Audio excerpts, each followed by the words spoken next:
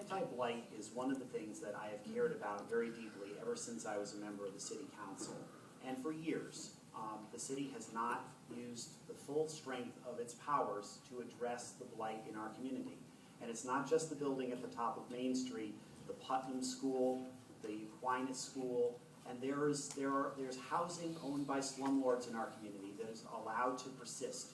Problems are allowed to fester for years and years and years, and whole neighborhoods, the quality of life is brought down because it's not getting done. The city has great powers. The city has the ability not just to clean and lean, as it always did, but the city has the power to be able to put fines on buildings that are in such bad shape that they are tearing down the quality of life in neighborhoods to the point where if they don't clean up, we can take the property. We then are in the position to have control of what happens in our own community. These things should not be allowed to persist. We should not be waiting for things to happen. We should not be waiting for deals to take place. We should be clamping down on these blighted buildings. We have the power to do it, and we always did. And when I'm mayor, we are going to enact much stronger anti-blight rules than we have now. We are going to make sure that they are strongly enforced. Slumlords are not going to be able to do business in our city when I am mayor. And we are going to address these blighted buildings. We are not going to see things like the Putnam School sitting there like a hulk for years and years and years. These things will be addressed. The city of New Britain has the power to do it. And when I'm mayor, it will be done. Thank you.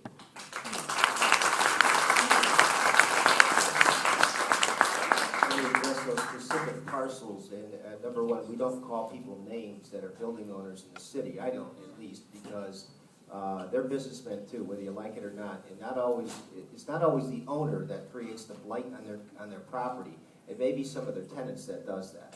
And we always, some people try to categorize people that have buildings that have lower income tenants in it as slumlords.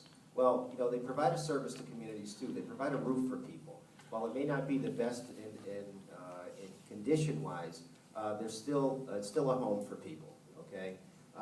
Now, as far as the Putnam School goes, that's a legal action. That's a probate action. We've been involved in that. We foreclosed. We started foreclosure 2 times on that building. We're in it now. It's in a probate fight between a family that has been undergoing some real battles over the last several years.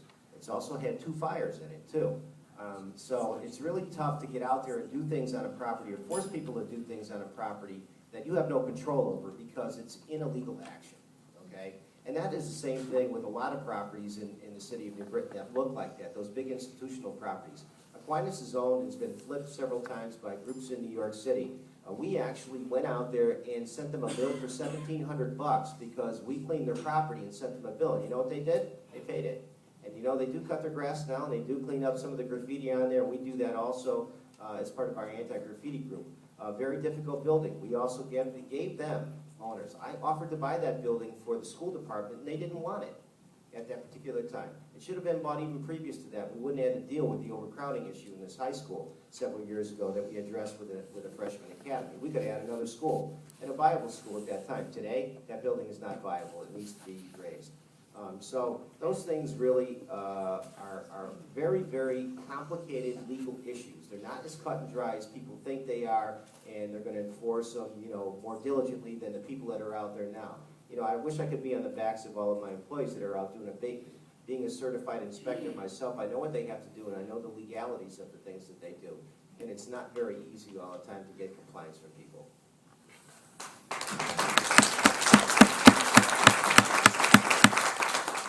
I don't agree with the idea that just because somebody is poor that they should have to live in slum housing. We should make sure as a community that we are doing both things that need to be done. Strongly enforcing our anti-blight ordinances, having strong anti-blight ordinances that we can enforce, making sure that slumlords are not able to do business in our city. And if they're behaving like slumlords, they do deserve to be called slumlords, by the way. The second thing that we need to be doing is making sure, as Laura Woody can point out, we are engaging in active programs to make sure that we're lifting up the quality of housing in our neighborhoods, so that we're ensuring that there are good quality housing, that there is good quality housing available for people. These are, I just simply do not agree. deep in my heart that that the only option that should be available for poor people is to live in degraded, disgusting conditions. We can have a quality of life in our community that is good for everybody. Thank you.